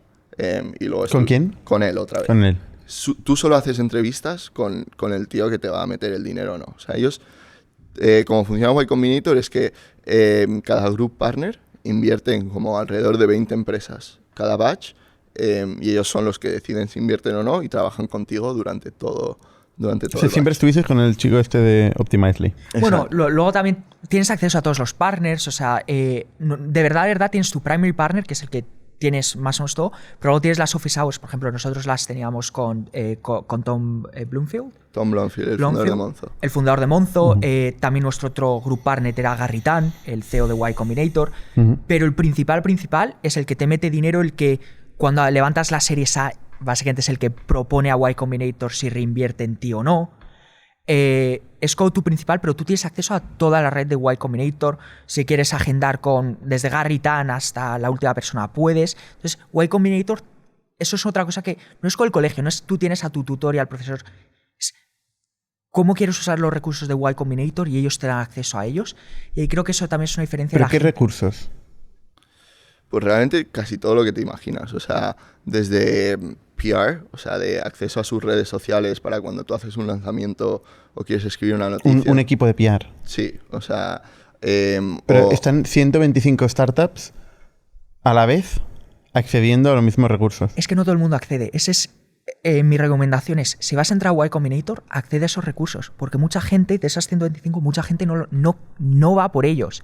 Entonces, no es entre 125. Es normalmente entre las 10 que de verdad quieren esos recursos. Pero, por ejemplo, uno muy fácil que sí que accede la mayoría de gente es lanzar y que Y Combinator te repostee. Y como tienen 1,5 millones de seguidores... Te repostee. Esto es... Hostia. Bueno, o ellos lanzan tu vídeo de lanzamiento, ellos lo suben a sus redes sociales y nosotros cuando subimos nuestro lanzamiento, creo que el calendario de Pablo estuvo lleno 3 semanas. 3 semanas. Que es una locura eso. Pero te voy a dar claro, y ahora hasta después de Y Combinator tienes acceso, yo ahora mismo estoy montando estructuras comerciales del equipo de ventas, tal, pues Pete lo ha hecho, me voy a Bookface y digo, quiero hablar con Pete 20 minutos, le pongo la agenda, al día siguiente me había agendado y nos pusimos a hablar y me ayudó a montar la estructura de comisiones de ventas y tal. Pero igual que lo agendé con Pete, que justamente es que sabía mucho de ventas, podría haberlo agendado... Media hora. En media hora te montó la estructura de comisiones de ventas. Bueno, yo le vine con algo muy preparado, tal, o sea, y le dije, ¿qué piensas de esta o esta? Pues, por ejemplo, algo muy interesante, cortito, que me dio como advice, el de los SDRs, Account Executives, pues está bastante claro, está en ventas, no necesita ayuda, pero dije, acabamos de contratar a un tío en contenido y no sé muy bien cómo darle los incentivos, tal, y me dijo, por ejemplo, pero vas a contratar a mucha gente de contenido, y yo, de momento, solo uno, y me dijo una recomendación, que no sé si te va a gustar, pero a mí me gustó, y dice, pues hazlo discrecionario, si se lo quieres dar, dáselo, y si ves que es... O sea, el bonus al de contenido dice, tú habla con él y dice, si le va bien, tú le das X bonus o no. No te pongas a hacer KPIs y tal, que estáis muy pronto, hazlo rápido, y me gustó mucho eso la idea, y sinceramente ni lo había pensado. Pero eso es un ejemplo muy cortito de cómo accedí yo a algo, pero también podría ser escrito al ex CEO de Algolia, que sabe muchísimo de producto. Y Arnau le puede escribir tal, le tienes ahí y tienes una reunión. ¿Y físicamente estáis trabajando todos desde un mismo sitio o cada uno en su casa? Nosotros creemos 100% en person. No, pero no digo en Y Combinator. Ellos no te dejan trabajar en su sitio, de hecho. Te dicen que no, que es malísima idea, quieren que la gente esté centrada en trabajar en su casa, pero nosotros nos cogemos en oficina. ¿Y vais a cenas? Sí, o sea, como funciona Y Combinator es que hay un evento cada semana. ¿Uno a la semana? Uno a la semana, y son cenas. Y ahí traen invitados. O sea, nosotros estuvimos con... ¿Quién hubo? Pues los más notables, diría, a mí el que más me gustó fue el CEO de Windsurf, que ahora está en las noticias bastante esta semana. Sí, ahora está. Brian Chesky, el CEO de Airbnb. Brian Chesky siempre viene, estuvo dando una Founder charla. Mode. Sí, de hecho, luego estuvo el CEO de Perplexity. Sam Altman. Sam Altman también vino, Jack Altman, su hermano. Realmente que el CEO de Cursor, Michael. ¿Quién no vino, la verdad? ¿Quién no vino? Y otras ¿Y en cosas... estas cenas, después de la charla, habláis con otros founders, habláis con la gente que viene? Sí, o sea, ¿Todo el mundo está hablando con todo el mundo? ¿Cómo funciona? Cómo funciona el batch es que está dividido entre 3 grupos, porque una de las cosas que hace muy bien Y Combinator, volviendo a lo que preguntabas de solo hablamos con Pete, es que ellos lo que quieren es que hagas amigos de verdad, y entonces te hacen un grupo muy pequeño para que puedas conectar bien con esa gente. Y entonces está dividido entre 3 grupos, nosotros éramos el grupo número 3, y solo cenábamos y solo íbamos a charlas con nuestro grupo. Ya.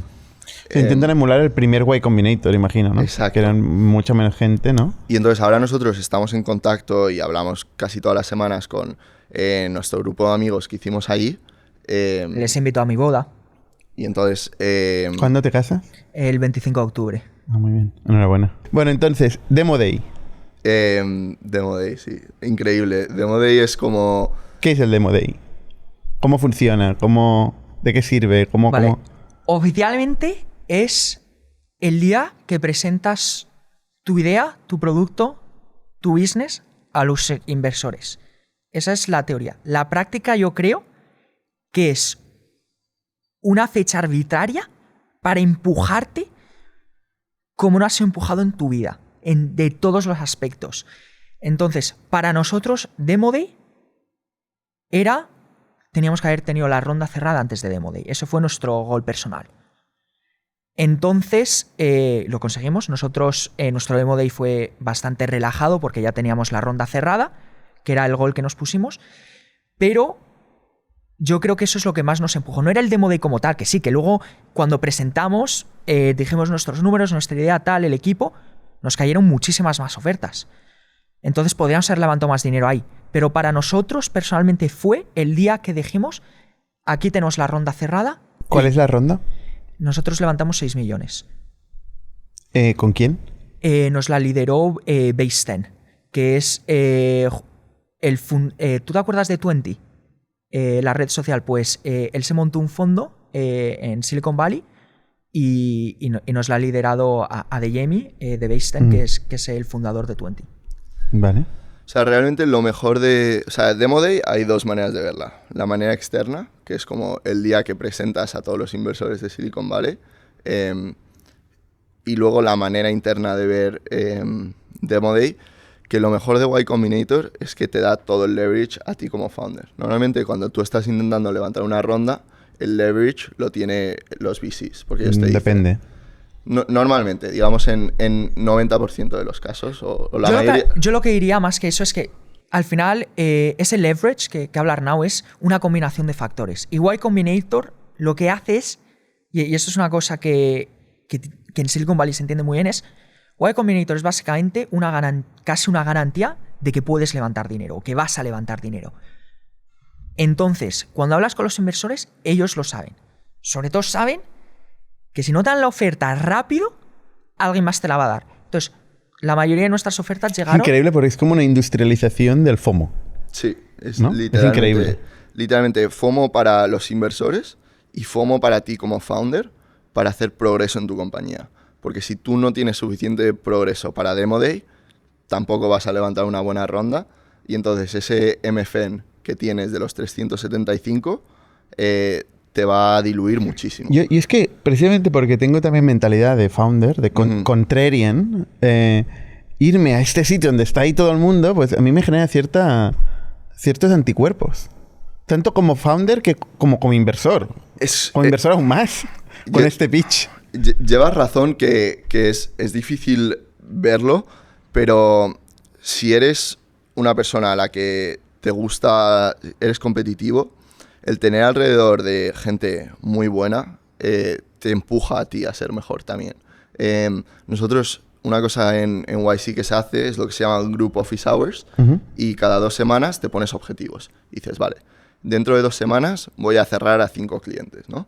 Y entonces, tú te vas de esas Group Office Hours, que son con otras 6 empresas, y dices, yo no quiero ser el tonto que me presente aquí en 2 semanas y no haya cerrado a 5 clientes. Entonces tú te vas y haces lo que sea en esas 2 semanas por cerrar a esos 5 clientes que te habías marcado como objetivo. Y es lo que sea. Y ahí volviendo a los recursos de Y Combinator. Cuando tú te pones un objetivo, te van a ayudar y te dicen, ¿y qué necesitas para esto? ¿Necesitas introducciones? Te las hago yo. Y si no te las hace, esa es otra cosa de Y Combinator, que no solo los partners de YC, sino toda la comunidad, porque la mayoría han sido muy ayudados por Y Combinator, quieren ayudar. Entonces te dicen, pues deberías hablar con esta persona, y esta persona te ayuda a tal, te hace la introducción. Y al final te acaban haciendo introducciones de tercera conexión que te ayudan muchísimo. Entonces, Y Combinator es más que el batch, es la comunidad de todo el mundo se quiere ayudar mutuamente. Este pitch está clarísimo. Está clarísimo. No hemos escuchado 50.000 veces. Es que es una obligación. Yo quiero escuchar lo otro, las cosas que no se explican, ¿sabes? Vale, pues por ejemplo, el flip. Que es un coñazo y carísimo. ¿Qué es el flip? ¿Por qué os hacen hacer un flip? ¿Qué es un flip? La verdad es porque cuando inviertes en tantas compañías no quieres chequear todas las estructuras corporativas de las compañías. Entonces, ellos dicen, pues invierto en Estados Unidos, que la verdad es el 80% de las compañías. Te obligan a mover tu empresa a Estados Unidos, Cayman Islands, Singapur o Canadá. Y vosotros habéis constituido en Inglaterra, que no es una jurisdicción perdida, digamos, ¿no? De hecho, es lo que yo les he dicho. Les he dicho en plan, ya como... Era la ciudad financiera hasta hace poco, ahora no sé si sigue siéndolo, ¿no? London. Yo es el feedback que les doy. Pero el motivo realmente por el que lo hacen es porque para levantar una ronda en San Francisco es muy común hacerlo en safes. Y eso con una constitución de Inglaterra no se puede levantar en safes. Es más difícil. Sí, seguro que hay un equivalente. El equivalente de levantar en safes en Inglaterra expira en 6 meses. Entonces, ¿sí? en 6 meses tienes que tener un price. Pero en general, el derecho mercantil es una rama del derecho muy, muy creativa, ¿eh? Muy creativa. Pero y se entiende si las dos partes son cualificadas, el inversor es cualificado y tal. Hostia, pueden hacer lo que quieran. Yo estoy contigo. Es una tontería que, de hecho, yo se les doy el feedback y le digo, joder, al menos abre Inglaterra, Inglaterra y Francia, que invertís en 1000 startups. Pero yo creo que la razón, primero, es que no tienen aunque Y Combinator es una cacho institución, al final, esos recursos de legal no quieren meter esos recursos de legal y dicen, pues mira, al final, te damos $500,000, paga 50.000 abogados que te hagan el flip y va a ser también mucho más fácil para ti levantar. Y eso es una verdad que cuando levantamos nos llegó los term sheets en 20 minutos después de la call, se firma y no tienes que hacer ninguna explicación a nadie. Entonces, aunque yo era muy... Porque yo fui el que estaba hablando con los abogados tal, y es un coñazo, la verdad nos facilitó mucho la ronda, era 20 minutos, firma, tienes el dinero en tu cuenta. Vale. Y luego también a la hora de levantar una Series A, también te facilita el ser una Delaware Corp. Siempre sistemáticamente lo negamos en este podcast, ¿eh? Porque nosotros hemos levantado con una empresa española con fondos de todo el mundo. Desde Singapur hasta Inglaterra, Suecia, Estados Unidos. Al final, si vales, te van a invertir, da igual quién seas, como estés constituido. Pero bueno, son pegas, ¿no? Pueden ser pegas no estar constituido. Es quitar un poco de fricción al asunto. Estás de Delaware, check. Siguiente punto. ¿Y no habéis visto un auge de nacionalismo desde Estados Unidos de querer impulsar a empresas americanas, llevar gente a Estados Unidos? O sea, estamos en un momento mundial donde... Lo que he visto definitivamente es que la barra para founders europeos o empresas de Europa es mucho más alta que para founders americanos. O sea, tú veías allí en Y Combinator y había un montón de chicos que acaban de drop out de la universidad, que yo no me gustan, pero había muchísimos. Y en cambio europeos eran todos como gente con tracción, gente con... Bueno, sabía claro, lo que estaban entre otras cosas porque si eres un dropout no te han visado. O sea, es imposible. Bueno, da probablemente igual, ahora. Eso da igual, porque no hace falta ir con visado los 3 meses de Y Combinator. Ya, tal. Pero bueno. Yo ¿Vosotros queréis ir a Estados Unidos? Ahora... Lo que es imperativo es vender al mercado americano. Eso no es todo el mundo tiene que intentar vender ese... Bueno, creo que todo el mundo tiene que intentar vender al mercado americano, porque es que lo que aquí vale 1 euro, ahí vale 10. Eso es algo que me imagino que habrá excepciones. Al final tienes que encontrar tu nicho, tal. Pero es que con el mismo pitch en Estados Unidos se cobra más rápido, se cobra mejor, con menos pegas. Entonces, yo creo que el mercado americano es esencial. Y al final es mucho más fácil vender al mercado americano cuando estás en Estados Unidos. Pero luego Londres, Barcelona tiene ventajas que San Francisco no tiene, y son ventajas que Y Combinator no quiere hablar de ellas. Una muy sencilla es, pues yo estoy contigo, el talento yo creo que aquí de verdad es mejor. Yo es una de las cosas que me niego con Y Combinator, y mira que nos dan la caña de aquí están los mejores ingenieros. Arnau yo creo que sí lo bien. Yo veo en ventas unos cracks en Londres que no veo en San Francisco. Entonces, luego en Londres se ve mucho mejor. Es una ciudad preciosa. Barcelona es precioso, Madrid es precioso. San Francisco es asqueroso. Pero... No, bueno, tampoco eso, ¿no? Hay cada cosa, en plan, ahí no... Yo creo que... A mí no me gustaba San Francisco, pero lo que tiene San Francisco es que es la mejor ciudad para construir una startup. Entonces, yo creo que hay que ir... Hay mucho, de hecho, voy a ir mucho. Creo que es una ciudad increíble para construir tu startup, pero también tiene las cosas malas. Y Y Combinator creo que debería hablar un poquito más de las cosas malas de San Francisco, pero como para construir tu startup, la estadística está ahí, tienes muchísima más probabilidad de éxito estando en San Francisco.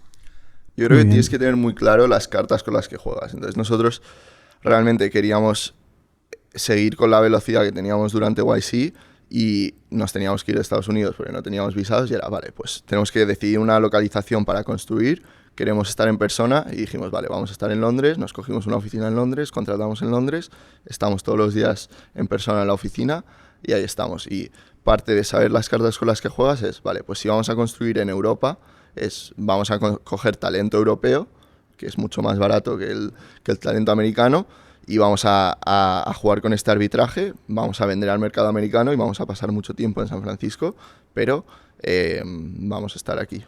¿Qué es lo más lejos que veis de Throxy? Lejos. El más largo plazo que veis, dentro de 5 años, vender la empresa. ¿Qué es lo que más ilusión os haría que pase? Throxy es el proyecto de mi vida. Sí, realmente para Pablo y para mí, Throxy es como our life's work y queremos que esto siga siéndolo. Desde que lo empezamos, yo creo que yo sigo flipando que pueda considerar esto un trabajo, porque para mí esto es como un juego, pero no le vemos el final. Y a ver, llevamos 2 años, que no es nada, pero ojalá estemos muchos más. Yo lo que veo es que, a lo mejor me equivoco, pero es que creo que si no lo consigo con Throxy, no lo puedo conseguir con otra cosa. Veo que tenemos tantas cartas a nuestro favor creo que la marea nos está empujando tanto, el viento, que digo, joder, es que si con todo lo que tengo ahora no lo consigo, es que a lo mejor creo que después no voy a poder. Entonces es ahora trabajar súper duro, súper fuerte, porque tenemos todo a nuestro favor. Entonces hay que usar esas cartas. Que luego a lo mejor no pasa, pero si va a pasar, va a ser con Throxy. Entonces hay que continuar trabajando todos los días, constancia y seguir teniendo cartas. Última pregunta que os hago. Recomendadme un libro, un podcast o un emprendedor. O todo eso. Un libro no es de emprendimiento, o sea, What If. Ahora mismo no me estoy acordando el autor. Es mi libro favorito para desconectar. Son escenarios fantásticos en plan de ¿qué pasaría si no sé cuántos? Y cuando quiero desconectar me pongo a leer ese libro. ¿Siempre el mismo? Bueno, tienen 2 libros. Ya me lo he acabado y son cosas muchas que no entiendo. Hay cosas de física y tal y creo que es el libro para mí perfecto para desconectar. Yo es como estoy usando la lectura actualmente para desconectar. Porque al final yo estoy conectado todo el rato a Throxy en plan, yo no quiero leer de emprendimiento, ya estoy harto, quiero desconectar. Entonces esa es mi desconexión. Entonces con los podcasts me pasa un poco igual. A mí me gusta desconectar y yo vengo de un background de biología. Entonces más que podcast yo lo que suelo ver son muchos documentales. Y también leo bastante todavía cosas de Nature, el journal. Entonces, a mí me gusta leer para desconectar cosas que no tengan nada que ver con Throxy. Entonces, esa es mi recomendación como fundador. A mí personalmente me gusta leer cosas, ver cosas que no tengan nada que ver con mi trabajo, porque para mí la lectura es un placer y no quiero estar trabajando. Yo soy al contrario de Pablo, yo estoy súper obsesionado y te voy a recomendar un founder que es Pablo Palafox de Happy Robot. No sé si los has traído. Estaba también en el día que hicimos este evento con Jan. Estaba justo. Y bueno, ahora, porque nosotros vivíamos al lado de sus oficinas y nos hemos hecho muy amigos suyos y creo que Happy Robot lo están haciendo muy bien, realmente bien. Y vamos, nos encanta su modelo de trabajo, cómo trabajan. Estamos aprendiendo un montón de ellos. Deberías hablar con él, 100%. Creo que pasarán por aquí, por Barcelona en algún momento. Así que sí. Y luego de lectura, hay un chico que se llama Mario Gabriele, que es un periodista, que ha sacado una serie de Founders Fund. Y Founders Fund tradicionalmente ha sido un fondo muy opaco, de donde no ha salido nada de información, no han creado mucho media. Y Mario ha pasado el último año dentro de las oficinas de Founders Fund, documentando cómo trabajan, cómo han conseguido llegar al éxito y todo. Y a mí me gusta mucho el trabajo que ha hecho Founders Fund y tiene una docuserie muy buena que deberías echarle un vistazo. Muy bien. Y ya lo último, ya que hablas de recomendaciones, Y Combinator, su canal de YouTube, la verdad es que es muy similar a lo que te enseñan. O sea, no es que hay Y Combinator externo e interno y es distinto. Sinceramente, si lo que quieres aprender son los mantras de YC, si te quieres ver los vídeos, es exactamente lo mismo. Y que tiene sentido, pero yo sinceramente me imaginaba que iba a entrar ahí y va a aprender cosas completamente distintas y al final te dicen lo mismo de una manera positiva, porque hacer un negocio no es complicarte las cosas, es crear algo que la gente quiera y vende eso. Muy bien, Pablo Arnau, muchísimas gracias por compartir vuestra historia, os iremos siguiendo y con los demás hasta la semana que viene.